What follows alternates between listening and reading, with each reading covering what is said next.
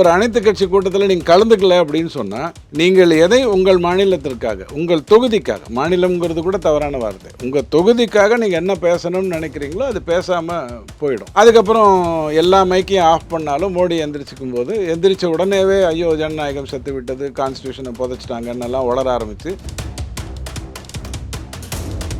So நாடாளுமன்றம் இப்படித்தான் நடக்கும் அப்படிங்கிறதுக்காக தான் கூப்பிட்டுருக்காங்க. திரிணாமுல் காங்கிரஸ் வராதுக்கு என்னை பொறுத்த வரைக்கும் நேர்மையான காரணம் என்ன அப்படின்னு கேட்டிங்கன்னா, ராகுல் காந்தியை முன்னிறுத்துவதை மமதா விரும்பவே இல்லை.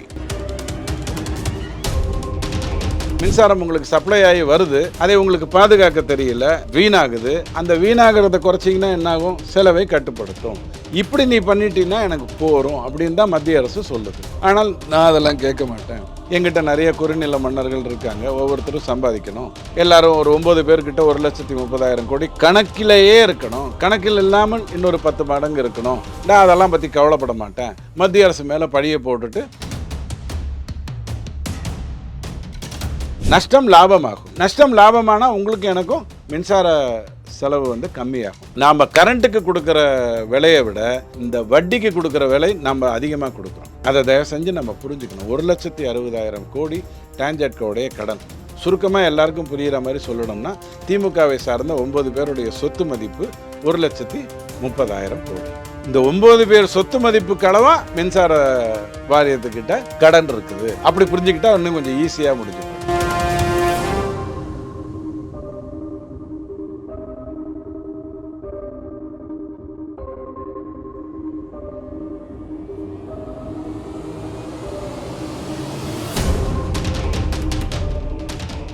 ரியல் ஒன் நேயர்களுக்கு வணக்கம். இன்றைய நேர்காணலுக்காக நம்முடன் இணைகிறார் அரசியல் விமர்சகர் திரு ரவி டிடிஎஸ் அவர்கள். வணக்கம் சார். வணக்கம். நாடாளுமன்ற அனைத்து கட்சி கூட்டத்துக்கு அழைப்பு கொடுத்துருக்காங்க மத்திய அரசு. இதில் திரிணாமுல் காங்கிரஸ் நாங்கள் பங்கேற்கலை அப்படின்னு சொல்லியிருக்காங்க. இது எப்படி பார்க்குறீங்க சார்? இது அனைத்து கட்சி கூட்டம்னு சொல்கிறதே தப்பு. அனைத்து எம்பிக்கள் கூட்டம். அப்போ என்ன ஆகும்னா, அந்த எம்பிஸுக்கு ஒரு ரெப்ரசன்டேட்டிவ் வருவாங்க. இப்போ திரிணாமுல் காங்கிரஸ்னால் ஒருத்தர் வருவாங்க, வேற ஒரு கட்சினா ஒருத்தர் வருவாங்க. 40 எம்பி இருந்தாலும் ஒருத்தர் தான் வருவாங்க, 2 எம்பி இருந்தாலும் ஒருத்தர் தான் வருவாங்க. சீனியாரிட்டி ஜூனியாரிட்டிங்கிற பிரச்சனை இருக்கும். இது எல்லா நாடாளுமன்றத்துலேயும் அது கூட்டத்தொடருக்கு முன்னாடி இதைத்தான் பேச போகிறோம், இந்த விஷயங்களெல்லாம் கொண்டு வர போகிறோம்னு சொல்லிட்டு தான் எந்த நாடாளுமன்றம் நடக்குது. புதிய பாராளுமன்றம் தொடங்கிட்டு அதுக்கப்புறம் ஒரு 15 நாளில் அறிவிப்பு கொடுத்து பண்ண போகிறோம்னு சொன்னாங்க இல்லையா? அப்போ கூட இதெல்லாம் பேச போகிறோம்னு சொல்லிட்டு தான் பண்ணாங்க. அமித்ஷா அவர்கள் தன்னுடைய என்டிஏ கூட்டணியை பொறுத்த வரைக்கும் ஒவ்வொருத்தரையும் தனிப்பட்ட இதில் கூப்பிட்டு இதெல்லாம் பேசுவோம்னு, அப்போது நான் சொல்கிறது 303 இருந்த போதும் அப்படித்தான் நடக்கும், அப்படித்தான் பண்ணுவாங்க. சட்டமன்றத்துக்கும் அப்படி தான், சட்டமன்றத்துக்கும் இதெல்லாம் தான் பேச போகிறோம். கவன ஈர்ப்பு தீர்மானம்ங்கிறது அன்றைக்கி சூழ்நிலையை பொறுத்து இருக்குது. இப்போ திடீர்னு சோரஸ் சொன்ன உடனே ராகுல் காந்தி சாம் பிரிட்டோடாக்கிட்ட இருந்து இந்த நாட்டை எப்படி குழப்பலான்னு ஒரு முடிவு பண்ணாருன்னா, திடீர்னு ராத்திரியாக ஒரு பிரச்சனை வரும், பிகாசஸ்ன்னு வரும், அதானின்னு வரும், இல்லைனா பிபிசி டாக்குமெண்ட்ரின்னு வரும், உப்பு சப்பு இல்லாத ஒரு டாக்குமெண்ட்ரி வரும். அப்படி இல்லைன்னா இந்த மணிப்பூர்லேருந்து 2 பெண்ணை இப்படி பண்ணிட்டீங்க அப்படின்னு சொல்லி வரும். இது இவங்க பண்ணுற அநியாயம். அதாவது உலகத்தில் இருக்கக்கூடிய எல்லா ஜனநாயக நாட்டையும் சிதைக்கணுங்கிறதுக்கு ஒரு பெரிய வேலை நடந்துகிட்டு இருக்கு. அன்ஃபார்ச்சுனேட்லி இந்தியாவுடைய நேரு குடும்பத்திலிருந்து வந்த ஒரு வாரிசு அதில் போய் சிக்கிட்டு இருக்காருங்கிறது தான் நமக்கு இருக்கிற உண்மையான பிரச்சனை. இப்போ திரிணாமுல் காங்கிரஸ் நான் வரலேன்னு சொல்கிறதுக்கு 1000 காரணம் இருக்கலாம். இப்போ எடப்பாடி ஐயா அயோத்தி கோயிலுக்கு ஏன் போகலை? அவர் காலில் அடிபட்டுருச்சு. காலில் அடிபட்டால் பாவம் அவர் எப்படி நடப்பார்? பாத யாத்திரையில் வேறு டெல்லிக்கு அயோத்தியாவுக்கு போகணும். அவர் ஃப்ளைட்லலாம் போக போகிறதில்ல. இந்த மாதிரி இருக்குங்க, நான் அப்புறம் வந்துக்கிறேன் அப்படின்னு சொல்லிட்டாரு. ஏன்னா ஒரு சிறுபான்மை வாக்கு வேணுங்கிறதுக்காக அவர் அப்படி ஒரு காரணங்கள் எப்படி வேணாலும் சொல்லலாம். ஆனால் ஒரு அனைத்து கட்சி கூட்டத்தில் நீங்கள் கலந்துக்கல அப்படின்னு சொன்னால், நீங்கள் எதை உங்கள் மாநிலத்திற்காக, உங்கள் தொகுதிக்காக, மாநிலம்ங்கிறது கூட தவறான வார்த்தை, உங்கள் தொகுதிக்காக நீங்கள் என்ன பேசணும்னு நினைக்கிறீங்களோ அது பேசாமல் போயிடும். அதுக்கப்புறம் எல்லா மைக்கையும் ஆஃப் பண்ணாலும் மோடி எந்திரிச்சிக்கும் போது எந்திரிச்ச உடனேவே ஐயோ ஜனநாயகம் செத்து விட்டது, கான்ஸ்டியூஷனை புதைச்சிட்டாங்கன்னெல்லாம் வளர ஆரம்பித்து கத்துறதுக்குன்னே நாம் ஒரு 40 பேர் அமைச்சிருக்கோம் இல்லையா? அவங்க ஷேம்னு கத்துறது. அதில் தென்சென்னையிலேருந்து ஒருத்தர் இருக்கார், அவர் பயங்கரமாக கத்துவார். இதெல்லாம் நம்ம பார்க்க வேண்டிய ஒரு வேதனைகள். ஆனால் ஒரு பாராளுமன்றம்னா இதெல்லாம் பேசணுங்கிறதுக்காக ஒரு கூட்டம் போடுவாங்க. அதில் நிறைய விஷயங்களை எடுத்து சொல்லுவாங்க, இதெல்லாம் பேச போகிறோம். அதுக்குள்ளே நம்ம ஊடகங்கள்லாம் இட்டு கத்திடும். ஐயோ, நீங்கள் சொன்னீங்களே தென் சென்னையா மத்திய சென்னையா? மதிய சென்னை. நீங்கள் கரெக்டாக தான் பிடிச்சிருக்கீங்க, நான் தான் க்ளூ தப்பாக கொடுத்துட்டேன். சரி, ஒத்துக்கிறேன். அப்போது இது என்ன ஒரு கணக்கு அப்படின்னு சொன்னால், எதை பேச வேண்டும் என்று உங்களோடு கலந்து ஆலோசித்து விட்டு தான் அது நடக்கும். அப்போல்லாம் பிரணாப் முகர்ஜி அதை இன்னும் சிறப்பாக பண்ணார். இப்போ இருக்கிறவரும் அதை மிக சிறப்பாக பண்ணார். எப்போதுமே அந்த வேலையை ஒழுங்காக தான் பண்ணுவாங்க. கடைசி நேரத்தில் ஏதாவது ஒரு ட்விஸ்ட்டை கொண்டு வந்து அதை எப்படி சிதைக்கணுங்கிறதெல்லாம் இப்போது ராகுல் காந்தி நிறையா கற்றுக்கிட்டாரு. நிறைய பாராளுமன்றத்தை போன வருஷம் சிதைச்சார். புது பாராளுமன்றத்துக்கு வரும்போது ஒரு பாம் போடுற அளவுக்கு சில பேர் ரெடியாக இருந்தாங்க. அந்த மாதிரியான வேலைகளெல்லாம் செய்யத்தான் செய்வாங்க. ஏன்னா அவங்க இருக்கிறத காட்டித்தான் ஆகணும். 400 பேர் இருக்கிற இடத்துல 543 பேர் இருக்கிற இடத்துல 99 பேர் தன்னை எப்படி காட்ட முடியும்? காட்டிக்கலைன்னா நாட்டில் எப்படி இருக்க முடியும்? மணிப்பூருக்கு போயிருக்காரு. அங்கே போய் நிறையா விஷயங்களெல்லாம் பார்த்து போதை வியாபாரத்தெல்லாம் எப்படி குறைக்கிறதுன்னு மக்களோட பேசி, அந்த போதை வியாபாரத்தினால தான் இதெல்லாம் நடக்குதுங்கிறத எப்படியோ தெரிஞ்சுக்கிட்டு அவர் ஒரு தீர்வோடு வந்திருக்காருன்னு நம்ம நம்புகிறோம். அப்படி இல்லை, 2 இனத்தினுடைய பிரச்சனைன்னு திரும்ப திரும்ப பேசிக்கிட்டு இருக்காரு. 2 இனத்துக்கான பிரச்சனை எதுவுமே அங்கே இல்லை. இருக்குது, ஆனால் அது போதை வியாபாரத்தினால தான் அந்த பிரச்சனை வருது அப்படிங்கிறதெல்லாம் ஒரு விஷயம். ஸோ நாடாளுமன்றம் இப்படித்தான் நடக்கும் அப்படிங்கிறதுக்காக தான் கூப்பிட்ருக்காங்க. திரிணாமுல் காங்கிரஸ் வராதுக்கு என்னை பொறுத்த வரைக்கும் நேர்மையான காரணம் என்ன அப்படின்னு கேட்டிங்கன்னா, ராகுல் காந்தியை முன்னிறுத்துவதை மமதா விரும்பவே இல்லை. அவங்க அந்த இந்தி கூட்டணி 4 ஊரில் பேசிக்கிட்டு இருந்தாங்கள்ல, அப்போ கூட அவர் கார்கேவை தான் கன்வீனராகவும் பிரதமராகவும் அறிவிக்க சொல்லி உங்களுக்கு சொன்னாங்க, ஞாபகம் இருக்கும். ராகுல் காந்தியை பிரதமராக அங்கே எதுக்கு அறிவிக்கணும்? 4 கூட்டத்தொடரில் சமோசா வந்தது, வடை வந்தது, சாப்பிட்டீங்க, ஒரு முடிவு எடுத்தீங்க, ரொம்ப சந்தோஷம். அங்கே பிரதமர்னு ஏன் சொன்னாங்க? கன்வீனரோடு முடிஞ்சிருக்கணும்ல.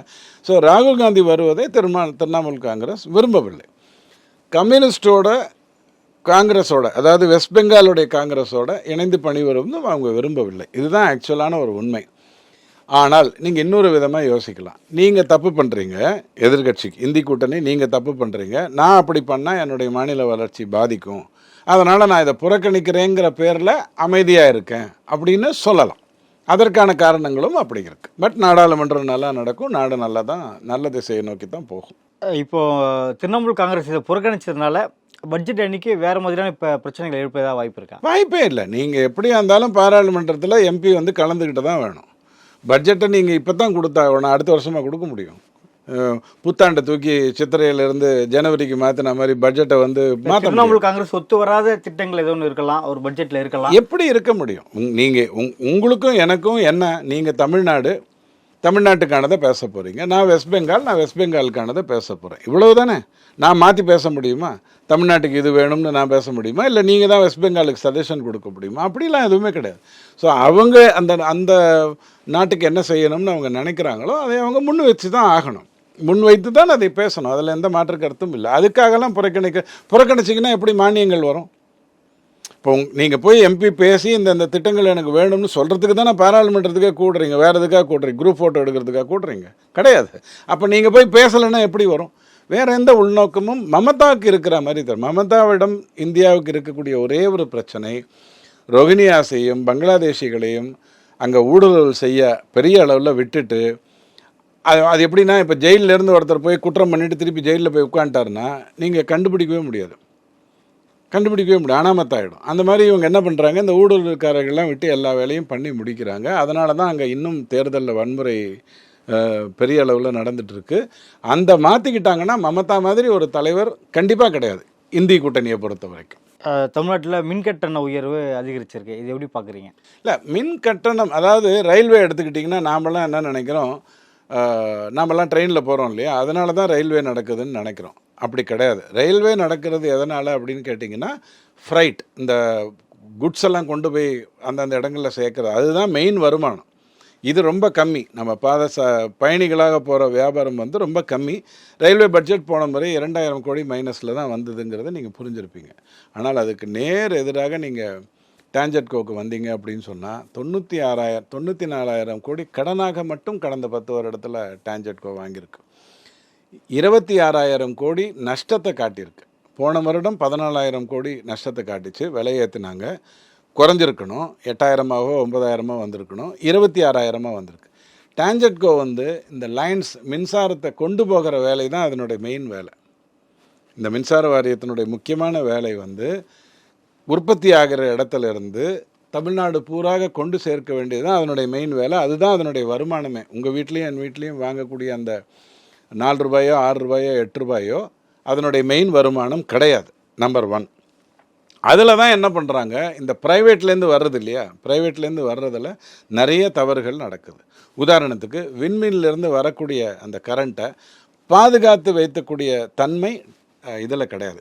உதாரணத்துக்கு காற்று நிறையாக வீசக்கூடிய நேரத்தில், குறிப்பாக லேட்டஸ்டே ஆகஸ்ட்லேருந்து அக்டோபர் நவம்பர்னு வச்சுக்கோங்க, அந்த டைமில் உற்பத்தி ஆகிற விஷயத்தை நம்ம சேமித்து வைத்து பின்னாடி செலவு பண்ணுறது அப்படிங்கிறது இங்கே அவங்க திட்டமிட்டு பண்ணலை. இப்போ உங்கள் வீட்லேயோ என் வீட்லேயோ பேட்ரி இருக்குது.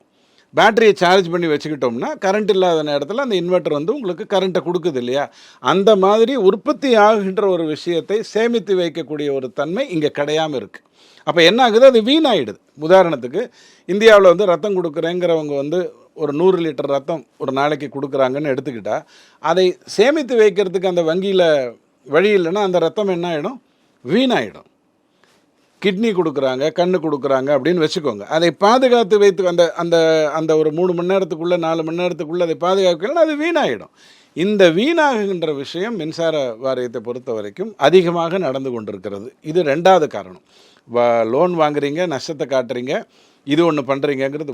4வது செயற்கையாக கறி வாங்கிறதுக்கான ஒரு ஏற்பாடுகளை பண்ணி அது சில கம்பெனிகள் மூலமாக வாங்கி அதன் மூலமாக தப்பு பண்ணுறீங்க. 5வது ரொம்ப முக்கியமான ஒரு விஷயம் என்னன்னு கேட்டால், நிறைய தனியார்களை கொண்டு வந்து நீங்கள் உற்பத்தி செய்ய வைக்க முடியும். நான் உனக்கு இடம் கொடுக்குறேன், நீ அந்த இடத்துல இந்த உற்பத்தியை செய், உன்கிட்ட இருந்து நான் அதை வாங்கிக்கிறேன் அப்படின்னு சொன்னால், இன்றைக்கி 17 ரூபா 18, 23, 20 ரூபாயின்னு நம்ம கரண்ட்டை வந்து வாங்கிட்டுருக்கோம். 2013 ஒரு ஒப்பந்தத்துக்கு அதிமுக போனதுக்கு காரணம் இவங்க செதைச்சிட்டாங்க. நிறைய இன்டர்நேஷ்னல் கம்பெனியை தமிழ்நாட்டுக்கு முதலீடு செய்ய வரேன்னு சொல்ல வச்சுட்டு இலவச மின்சாரம், தடையில்லாத மின்சாரம்னு சொல்லிட்டாங்க. இலவச மின்சாரம் கொடுக்கறது நஷ்டத்தை ஏற்படுத்தும், தடையில்லாத மின்சாரத்தை கொடுக்கணும்னா உற்பத்தி பெருகணும். இது 2யுமே செய்யாமல் விட்டு தான் ஆற்காடு வீராசாமி உங்களையும் என்னையும் 15 மணி நேரம் மின்சாரம் இல்லாத ஒரு நிலைக்கு கொண்டு வந்தாங்க. அதிமுக 2011 ஆட்சிக்கு வந்த உடனே 13க்குள்ளே சரி பண்ணணும்னா அப்போ கிரிட்டோட நமக்கு ஒப்பந்தம் ஆகலை. மின்சாரம் வாங்குவதற்கான இந்தியாவில் வந்து நிறைய இடத்துல உற்பத்தி ஆகுது, அதை வாங்குவதற்கான ஒப்பந்தத்துக்குள்ளே நம்ம போக முடியல. ஏன்னா நம்ம முன்னாடி வாய்ப்புகளை புறக்கணிச்சிட்டோம். கேட்கும்போது அவன் கொடுக்கல. இல்லைங்க, அடுத்த 5 வருடத்துக்கு அப்புறம் தான் கொடுக்க முடியும், அது வரைக்கும் நாங்கள் புக் ஆகிட்டோம் அப்படின்ட்டாங்க. அப்போ ஜெயலலிதா அம்மா வந்து வெளியிலேருந்து வாங்கிறதுங்கிற ஒரு முடிவை எடுத்தாங்க. 2013 எடுத்தாங்க. அப்படித்தான் இது மின்மிகை மாநிலமாக ஆட்சி ஒழிய மின் உற்பத்தியின் மூலமாக நாம் ஒன்றும் மின்மிகை ஆயிடல. எல்லோரும் மெழுகுவர்த்தியை கொளுத்துக்கிட்டு செலவை வந்து மின்சார பயன்பாட்டை வந்து குறைச்சிக்கிட்டு ஒன்றும் பண்ணிடலை. 2013 13 வருஷத்துக்கோ 15 வருஷத்துக்கோ அந்த ஒப்பந்தத்தை போட்டிருக்காங்க. அதை நாங்கள் இன்றைக்கி வந்து நிறைவேற்ற வேண்டியதாக இருக்குது. அதனால தான் 18 ரூபா கொடுத்து வாங்குகிறோம். அதான் நீ ஊர் பூரா திட்டுவோம், ஆனால் அவர்கிட்டேருந்து வாங்குவோம், அடுத்தவனை திட்டுவோம், ஆனால் அவங்கக்கிட்டேருந்து வாங்குவோம் அப்படிங்கிற வேலையை இன்றைக்கும் பண்ணுறாங்க. ஆனாலும் ஒரு கவர்மெண்ட் நினச்சா இந்த மாதிரி விஷயத்தில் இருந்து வெளில வர முடியும். என்ன சொல்லி வெளில வர முடியும்னு சொன்னால், இந்த காலை உணவுங்கிறது இஸ்கான் கொடுத்துக்கிட்டு இருந்தாங்க. ராஜ்பவனில் பேசி அதிமுக அரசு இஸ்கான்னு ஒரு ஒப்பந்தத்துக்குள்ளே வந்து காலை உணவை இலவசமாக கொடுக்கணும் அப்படிங்கிறது கொண்டு வந்தாங்க. திமுக வந்த உடனே என்ன பண்ணிச்சு, அந்த ஒப்பந்தத்தை சிதைச்சது. உன் ஒப்பந்தம்லாம் எனக்கு முக்கியம் இல்லை, எனக்கு வந்து ஊழியம் செய்ய வேண்டிய அவசியம் இருக்குது, ஊழியம் செய்கிறதுக்கு எத்தனையோ பேர் இருக்காங்க, அவங்களுக்கெல்லாம் வேலை கொடுக்க வேண்டிய அவசியம் இருக்குது, அதனால் நான் வந்து தமிழ்நாட்டுக்கு அரசே டைரெக்டாக இதை செய்யும், அப்போ தான் நான் உட்காந்துக்க முடியும், பக்கத்தில் 2 குழந்தை உட்கார முடியும், அது ஊட்டி விட முடியும், பெரிய முதலமைச்சர் சாப்பாடு போட்டார் அப்படின்னு சொல்ல வைக்க முடியும்னு சொல்லி வீணாக அந்த காலை சிற்றுண்டிங்கிற விஷயத்தை அரசின் செலவாக எடுத்துக்கிட்டு வந்தாங்க. அது என்ஜிஓக்களே கொடுத்தது. அது என்ன அவங்ககிட்ட வாங்கணும், சைவ உணவு ஏன் வாங்கணும், நான் கறி போடுவேன், நான் முட்டை போடுவேன் அப்படின்னெல்லாம் கதையை விட்டுட்டு தான் இந்த செலவு. அப்படி நீங்கள் மின்சாரத்துக்கு பண்ணியிருக்கலாமே. இன்றைக்கி நான் வந்து இருக்கேன் ஐயா, எனக்கு ஒன்றும் பிரச்சனை இல்லை, உங்கள்கிட்டருந்து வாங்கணுங்கிற அவசியம் இல்லை சொல்லலாமே. இல்லை, வாங்குகிறோம். அதனால தான் அண்ணாமலை ஐயா உங்களுக்கு என்ன எடுத்து சொல்கிறாரு, ஐயா நீ வாங்குறதே 20 ரூபாய்க்கு வாங்குற, அதை நீ வந்து 9 ரூபாய்க்கு கொடுக்குற, உன் நஷ்டம் ரொம்ப அதிகமாகிடுது. 9 ரூபாய்க்கு நீ வீடுகள் எல்லாம் கொடுத்தால் கூட 2 ரூபாய்க்கு தான் நீ வந்து உங்ககிட்ட இருந்து மின் கட்டணமாக வசூலாகுது, அதில் ஒரு 7 ரூபாய் உனக்கு நஷ்டமாகுது. இது எல்லாம் எடுத்து சொல்லி நீ தப்பு பண்ணுறதுனால தான் இது வருது. மத்திய அரசு உன்னை நிர்பந்தப்படுத்தலை, விலையை ஏற்றணும்னு சொல்லலை. மத்திய அரசு சொல்கிறதெல்லாம் உன் செலவை குறை. எப்படி குறைக்கிறது? 20 ரூபாய்க்கு வாங்குறீங்க இல்லையா, அதை உற்பத்தி பொசிஷனுக்குள்ளே கொண்டு வர்றது.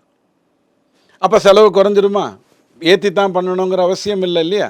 அதே மாதிரி இந்த காற்று மின்சாரம் உங்களுக்கு சப்ளை ஆகி வருது, அதை உங்களுக்கு பாதுகாக்க தெரியல, வீணாகுது. அந்த வீணாகிறத குறைச்சிங்கன்னா என்னாகும்? செலவை கட்டுப்படுத்தும். இப்படி நீ பண்ணிட்டீன்னா எனக்கு போகிறோம் அப்படின்னு தான் மத்திய அரசு சொல்லுது. ஆனால் நான் அதெல்லாம் கேட்க மாட்டேன். எங்கிட்ட நிறைய குறுநில மன்னர்கள் இருக்காங்க, ஒவ்வொருத்தரும் சம்பாதிக்கணும். எல்லாரும் ஒரு 9 பேர்கிட்ட 1,30,000 கோடி கணக்கிலேயே இருக்கணும், கணக்கில் இல்லாமல் இன்னொரு 10 மடங்கு இருக்கணும். நான் அதெல்லாம் பற்றி கவலைப்பட மாட்டேன். மத்திய அரசு மேலே பழியை போட்டுட்டு அவங்க சொன்னாங்க, நான் செஞ்சேன். மத்திய அரசு 3 முறை கல்வியை கொண்டு வர சொல்லுது, செய்கிறோமா? மும்மொழி கொள்கையை கொண்டு வாங்க, தாய்மொழியில் படிங்க, 3வது மொழியை கற்றுக்கோங்கன்னு சொல்லுது. கேட்குறீங்களா? ஏன் கேட்க மாட்டேங்கிறீங்க? ப்ரைவேட் ஸ்கூலில் மட்டும் அதை கொண்டு போய்க்கிறீங்க. உங்கள் கான்வென்ட்டு பாதிக்கும். கான்வென்ட் பாதித்தா தேவாலயங்கள்லாம் பாதிக்கும். தேவாலயங்கள் பாதிச்சுன்னா உனக்கு ஓட்டு பாதிக்கும். ஸோ மத்திய அரசு சொல்கிறதெல்லாம் கேட்கக்கூடிய ஒரு மாநிலமாக இருந்தால் நீங்கள் குற்றச்சாட்டு சொல்லலாம். அப்படி எதுவுமே பண்ணலையே. ஆக மின்சாரத்தை பொறுத்த வரைக்கும் திராவிட கட்சிகளே கடந்த 50 வருடங்களாகவே தொடர்ந்து தப்பு பண்ணது. அதில் மிகப்பெரிய தப்பு பண்ணது யாருன்னு கேட்டால் ஆற்காடு வீராசாமி 2011, 2009, 10, 11 அனாவசியமாக வெளிநாட்டு கம்பெனிகளுக்கு வந்து இலவச மின்சாரம், தடையில்லாத மின்சாரம் அப்படின்னு சொல்லிட்டு தப்பு பண்ணது. அதையும் சென்னையில் வந்து மின் பிரச்சனை வந்ததுன்னா, இங்கே எம்பியெல்லாம் இங்கே தானே இருக்காங்க, அவங்க வீட்டிலலாம் கரண்ட் வராதுங்கிறதுக்காக கோவை, மதுரை அந்த மாதிரியான இடத்துல பெரிய மின்வெட்டை கொண்டு வந்து இங்கே வந்து 1 மணி நேரம் மின்வெட்டு அப்படிங்கிற மாதிரிலாம் கொண்டு வந்து எல்லா அட்டுழியங்களும் நடந்தது 2011. ஸோ திமுகவுக்கு ஒரு முறை நீங்கள் ஓட்டு போட்டிங்கன்னா ஒரு மிகப்பெரிய அரக்கன் உருவாயிடுவான். அந்த அரக்கனை அறக்கிறதுக்கு ஒரு அவதாரம் எடுத்துக்கிட்டு வரணும். அன்றைக்கி ஜெயலலிதா அம்மா வந்தாங்க. அதுக்கப்புறம் இன்றைக்கி நானும் நீங்களும் செலவு பண்ணி கொடுத்துக்கிட்டு இருக்கோம். இதுக்கும் மத்திய அரசுக்கும் எந்த ஒரு சம்பந்தமும் இல்லைங்கிறத ஆணித்தரமாக நம்மளால் சொல்ல முடியும். ஆட்சிக்கு வரும்போது அவங்க கொடுத்த ஒரு மேனிஃபெஸ்டோனா மாதந்தோறும் கணக்கு எடுக்கப்படும், மின்சார கணக்கு எடுக்கப்படும் சொன்னாங்க. இது வரைக்கும் வரல. பாருங்கள், மாதந்தோறும் கணக்கு எடுக்கிறதுங்கிறது ரொம்ப சுலபமான ஒரு விஷயம். இவங்க உடனே ஆள் அதிகமாகுது, ஒரு வாட்டி வர்றவர் 2 வாட்டி வரணும் அப்படின்லாம் கதை விடுறாங்க. நீங்கள் என்ன நினச்சிங்க? மாதம் கணக்கு எடுத்தால் மாதத்துக்கு 500 யூனிட்டுங்கிறது எனக்கு செலவாகாது, 200க்குள்ளே வந்துடும், அப்போ எனக்கு வந்து செலவு கம்மியாக இருக்கும். மாதம் எடுத்தால் 100 யூனிட்டுன்னு எனக்கு இலவசமாக மாதம் கிடைக்கும் அப்படின்னு சொல்லித்தான் போய் அவங்களுக்கு ஓட்டு போட்டோம். இந்த ரெண்டும் தவறு. மாதம் எடுத்தாலும் 50 யூனிட் தான், 2 மாதத்துக்கு ஒரு முறை எடுத்தாலும் 100 யூனிட் தான், மாதம் எடுத்தாலும் 250 யூனிட்டுக்கு ஒரு ரேட்டு தான், 2 மாதத்துக்கு ஒரு முறை எடுத்தாலும் 500 யூனிட்டுக்கு ஒரு ரேட்டு தான். அதில் எந்த குழப்பமும் இல்லை. இவங்க வழக்கம் போல் பொய் சொல்லி எதான் அண்ணா ரூபாய்க்கு 2 பரி அரிசினார், அப்புறம் ஐயா அப்பா வந்து 2 ஏக்கர் நிலம்னாரு, இவர் வந்து கடன் ரத்து எல்லாம் சொன்னார். இப்படி தொடர்ந்து பரம்பரையாக தலைமுறையாக ஏமாத்துகிற வேலையெல்லாம் அதுவும் ஒன்றா வந்தது. ஆனால் இந்த கதையெல்லாம் உண்மை இல்லை. நீங்கள் ஸ்மார்ட் மீட்டர் போட்டுட்டீங்க அப்படின்னு சொன்னால் நான் போய் என்ன மீட்டர்னு அதில் மீட்டர் கரெக்டாக காட்டிடும் இல்லையா, நான் போய் பார்த்துட்டு நான் ஆன்லைனில் கட்டணும். நீங்கள் ரேண்டம் செக்கிங் பண்ணால் போகிறோம். ரேண்டம் செக்கிங் பண்ணிவிட்டு நான் தப்பு பண்ணால் 40,000 ரூபாய் தண்டனை. நான் தவறாக கட்டினேன்னா 2 மாதத்துக்கு ஒரு முறை தானே, தவறாக கட்டினா 40,000 ரூபாய் தண்டனைன்னு ஒரு மொபைல் ஃபோனை வச்சுக்கிட்டு அழகாக பண்ணக்கூடிய ஒரு சாதாரணமான ஒரு விஷயத்தை இவங்க தள்ளி போடுறதுக்கு காரணம் என்னன்னு சொன்னால், இவங்க பண்ணுற பல தவறுகள் வந்து வெளியில் வந்துடும். ஸ்மார்ட் மீட்டர் தூக்கி கொண்டு வந்து எல்லா இடத்துலையும் வச்சுட்டீங்க அப்படின்னு சொன்னால், கிட்டத்தட்ட 3 கோடி ஸ்மார்ட் ஃபோனை வந்து மத்திய அரசு தமிழ்நாட்டுக்கு மட்டும் கொடுத்துருக்கு. இந்தியா பூரா 22 கோடி தான் கொடுத்துருந்தது. அதில் 3 கோடி தமிழ்நாட்டுக்கு மட்டும் கேட்டு வாங்கிச்சு. தமிழ்நாடு கேட்டு வாங்கிச்சு, எனக்கு 3 கோடி கொடுங்கன்னு சொல்லி கேட்டு வாங்கிட்டு ஸ்மார்ட் மீட்ரு. ஆனால் அதை வந்து வைக்கலை. வச்சா என்ன ஆகும்? ஏற்கனவே ஏமாற்றிட்டு இருக்காங்க இல்லையா, தொடர்ந்து நிறைய பேர் இருக்காங்க இல்லையா, அவங்க இதுக்கு ஏமாத்துறதுக்குன்னே இருக்காங்க. அவங்களுக்கு வசதி பண்ணால் தான் அவங்களுக்கு 15% ஓட்டு கிடைக்கும். அந்த வசதிகளுக்காக இந்த தப்பு பண்ணுறாங்க. ஸோ மாதம் எடுத்தாலும் ராமசாமி சீரழிய போகிறது சீரழிய போனது தான். 2 மாதத்துக்கு ஒரு முறை எடுத்தாலும் முனுசாமி வாழ்கிறது வாழப்போகிறது தான். அதில் எந்த மாற்றமும் வரப்போகிறதில்ல. ஆனால் மாதம் எடுக்கிறதுக்கு ஸ்மார்ட் மீட்டர் வச்சுட்டிங்கன்னா உங்களுக்கு ரொம்ப ஈஸி ஆகிடும் அப்படிங்கிறதுக்காக சொல்கிறாங்க. அதை தடுக்கிறதுக்காக எல்லா வேலையும் இவங்க பண்ணிகிட்டு இருக்காங்க. இப்போ அடுத்த தேர்தலுக்கு வரைக்கும் தான் இது நீடிக்கின்றீங்களா, இல்லை தேர்தலுக்கு முன்னாடியே இது குறைறதுக்கான வாய்ப்பு ஏதாவது இருக்குது? கையில் ஆரம்பிச்சுட்டா திமுக தன்னுடைய வாழ்க்கையில் 5 வருடம் ஒரு நாள் சட்டமன்றத்தில் இருந்ததில்லை இன்னி வரைக்கும். எம்ஜிஆர் அவர்கள் விலகிய பிறகு அல்லது விளக்கிய பிறகு அல்லது விளக்குவதற்கான எல்லா வேலையும் அவர் செஞ்சு பண்ண வேலையெல்லாம் அதெல்லாம் அதுக்கு பிறகு திமுக இது வரைக்கும் 5 வருடம் ஒரு நாள் சட்டசபையில் இருந்ததில்லை. 2026 மணி அடிச்சிருவாங்க. நீங்கள் திருந்த வேண்டும்னு நினச்சா தொடர்ந்து கொடைநாடை பற்றி பேசி கொடைநாட்டில் உட்காந்து பேசி அதிமுக பிஜேபி கூட்டணி வராமல் பார்த்துக்கொள்ளலாம். ரொம்ப சந்தோஷம். இல்லைனாலும் பிஜேபி தன்னை போல் வளர்ந்துடும். 20ங்கிறது 30 ஆக்கிறதுக்கு ரொம்ப நேரம் ஆகாது. திருந்தினாங்கன்னா எந்த பிரச்சனையும் இருக்காது. இல்லைன்னா கண்டிப்பாக 2026க்கு பிறகு தான் மாற்றங்கள் வரும், குறிப்பாக மின்சார விஷயத்தில். அதுக்கு ஒரு உதாரணம் நான் உங்களுக்கு சொல்கிறேன். டேக்ஸுங்கிறது நம்ம 4-5 தலைமுறையாகவே கட்டிக்கிட்டு இருக்கோம். அதுக்கு முன்னாடியெல்லாம் கப்பம் கட்டியிருப்பாங்க, அப்புறம் டேக்ஸ் கட்டணும்.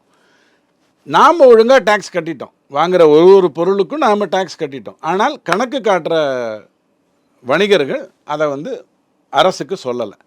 400 பில்லு போட்டாங்கன்னா 40 பில்லை கணக்கு காட்டுவாங்க. ஸோ வசூல் பண்ணிப்பாங்க. 400 பில்லுலேயும் நீங்கள் தேங்காய் எண்ணெய் வாங்கும்போது விளக்கெண்ணெய் வாங்கும்போதெல்லாம் வாங்கிட்டு நம்மளை விளக்கெண்ணெய் ஆக்கி விட்டுட்டு அவங்க என்ன பண்ணுவாங்க, 40 பில்லை மட்டும் கணக்கில் காட்டுவாங்க. இந்த சூழ்நிலையில் வரிகள் அதிகமாகி இருந்து கொண்டே வந்தது. ஒரு கட்டத்தில் நம்ம 90% வரிலாம் போட்டிருக்கோம் பணக்காரங்களுக்கு. அந்த மாதிரிலாம் இருந்தது இந்தியா. ஜிஎஸ்டி வந்ததுக்கப்புறம் என்னாச்சு அப்படின்னு சொன்னால், நான் ஏமாத்தினா நீங்கள் என்னை காட்டி கொடுத்துடுவீங்க, நீங்கள் எனக்கு சப்ளையர், நான் வணிகன். நீங்கள் ஒழுங்காக கணக்கு காட்டிட்டு நான் கணக்கு காட்டலைன்னா மாட்டிப்பேன். இப்போ உதாரணத்துக்கு டாஸ்மாகில் 4 கடை இருக்குன்னா அந்த கடையில் அவ்வளோ பாட்டில் விற்கிது, உன் கடையில் மட்டும் ஏன் அவ்வளோ விற்கலை கேட்க முடியும். ஏன்னா அங்கே இருக்கிற மக்கள்லாம் நல்லவங்க இவங்கெல்லாம் கெட்டவங்கன்னு அர்த்தமா கிடையாது. அவன் சண்டை போட்டு வாங்குவாங்க இல்லையா. அந்த மாதிரி ஜிஎஸ்டி வந்ததுக்கப்புறம் என்ன ஆகிடுது, நம்மளுடைய வசூல் மிகப்பெரிய அளவில் வந்துருச்சு. பரம்பரையாக வரி கட்டிக்கிட்டு இருந்தது தான். எங்கள் தாத்தா 28% கட்டினார், எங்கள் அப்பா 29-30 வரைக்கும் கட்டினார். நானும் என்னுடைய வாழ்க்கையில் 30% கட்டிக்கிட்டு இருந்தேன். ஜிஎஸ்டி வந்ததுக்கப்புறம் அது அப்படியே குறைந்தது. ஜிஎஸ்டி வருவதற்கு முன்னாடி ஒரு பொருளுக்கு நீங்கள் கொடுத்த வரிக்கும் ஜிஎஸ்டி வந்ததுக்கு பிறகு நீங்கள் கொடுக்குற வரிக்கும் ரொம்ப வித்தியாசம் இருக்குது. எந்த ஒரு பொருளில் கூட ஒரு பைசா கூட வரினால் ஏறலை, விலையினால் ஏறி இருக்குது, அது வேறு விஷயம். அப்போது இப்போ என்ன ஆகுது, ஜிஎஸ்டி கலெக்ஷன் அதிகமாகுது. ஜிஎஸ்டி கலெக்ஷன் ஆகும்போது நீங்கள் அடுத்த வருஷம் பட்ஜெட்டில் பார்த்தீங்கன்னா எல்லாத்தையுமே 15%க்குள்ளே உச்சபட்ச சீலிங்கே 15%ன்னு கொண்டு வர்றதுக்கு நிறைய வாய்ப்பு இருக்குது. இதை மோடி அரசால் செய்ய முடியும். ஏன், வசூலிக்கிற வேலையை வாக்கை பற்றி கவலைப்படாமல் அவங்க செய்கிறாங்க. ஆனால் இவங்க அப்படி பண்ணுறதில்ல, வசூலில் கோட்டை விட்டுடுறாங்க. ஸோ அடுத்த ஆட்சி வரும்பொழுது மின்சார விலையை ஏற்ற வேண்டிய அவசியம் இல்லாமலேயே இதை சரி செய்ய முடியும். 1,60,000 கோடி கடன், டான்ஜெட்கோவில் கடன், கரெக்டுங்களா? நான் முதல்வர் ஸ்டாலினாக இருந்தால் தமிழ்நாட்டுக்கு என்ன சொல்லுவேன், இந்த 1,60,000 கோடிக்கு நான் வட்டி கட்டிகிட்டு இருக்கேன். அந்த வட்டியும் உங்ககிட்ட தான் வரி சுமையாக வந்துகிட்டு இருக்கு. நீ கரண்ட்டு பில்லை பற்றி மட்டும் பார்த்து ஷாக் ஆகிட்டு இருக்க. கரண்ட்டு பில்லை சுற்றி ஷாக் ஆகிறதுக்கே ஏகப்பட்ட விஷயம் இருக்குது. அதனால் நான் ஒரு பாண்டை ரிலீஸ் பண்ணுறேன். நீதிமன்றத்திட்ட பேசிட்டேன், மத்திய அரசிட்ட பேசிட்டேன். நான் ஒரு பாண்டை ரிலீஸ் பண்ணுறேன். 15 வருடத்தில் இந்த அமௌண்ட் உனக்கு திரும்பி வந்துடும், வட்டியோடு வந்துடும். நீ எனக்கு 5% வட்டியில் எனக்கு இந்த கடனை கொடு. கேட்க முடியும்? எல்லாரும் கொண்டு போய் கட்டுவாங்க. விற்பனையே இல்லாத லாட்ரி தமிழ்நாட்டில் 1500 கோடி கொண்டு போய் மார்ட்டின் ஐயாவால் 600 கோடி இங்கேயும் திரிணாமுல் காங்கிரஸுக்கும் கொடுக்க முடிஞ்சது. லாட்ரி விற்பனையே கிடையாது தமிழ்நாட்டில். எதுக்கு மார்ட்டின் ஐயா பணம் கொடுத்தாரு பாண்டில்? 600 கோடியில் 500 கோடி ஏன் கொடுத்தாரு? அந்த மாதிரி எல்லாருமே கொடுக்க வருவாங்க, முன் வருவாங்க. கவர்மெண்ட் பாண்டுங்கிறது, அந்த பாண்டை எடுத்துகிட்டு போய் நான் பேங்க்கில் கடன் வாங்கிக்கலாம். கவர்மெண்ட்டுக்கு காசு கொடுத்து பாண்டை வாங்கிட்டு அந்த பாண்டை நான் பேங்க்கில் வச்சு நான் கடன் வாங்கிக்கலாம். இது புத்திசாலியாக இந்த 5 பொருளாதார நிபுணர்லாம் கூப்பிட்டு எப்படி மத்திய அரசை திட்டணும்னுக்காக மட்டும் ஒரு கமிட்டி வச்சுட்டு இருக்காங்க. தமிழ்நாடு உருப்பட வைக்காமல் திட்டிகிட்டு இருக்காங்க இல்லையா? அந்த 5 பொருளாதார நிபுணர் இதை விட, நான் சொன்னதை விட இன்னும் பிரம்மாண்டமாக சொல்லுவாங்க, எப்படியெல்லாம் சேமிக்க முடியும்னு சொல்லுவாங்க. அதை இவங்க பண்ணுறதில்ல. அப்போ பண்ணிட்டா என்னாகும், இன்றைக்கி அந்த வட்டி கட்டுறது இல்லையா டான்ஜெட்கோ, பெரிய அளவில் கட்டுது. அந்த வட்டி குறைஞ்சா என்னாகும், நஷ்டம் லாபமாகும். நஷ்டம் லாபமானால் உங்களுக்கு எனக்கும் மின்சார செலவு வந்து கம்மியாகும். நாம் கரண்ட்டுக்கு கொடுக்குற விலையை விட இந்த வட்டிக்கு கொடுக்குற விலை நம்ம அதிகமாக கொடுக்குறோம்.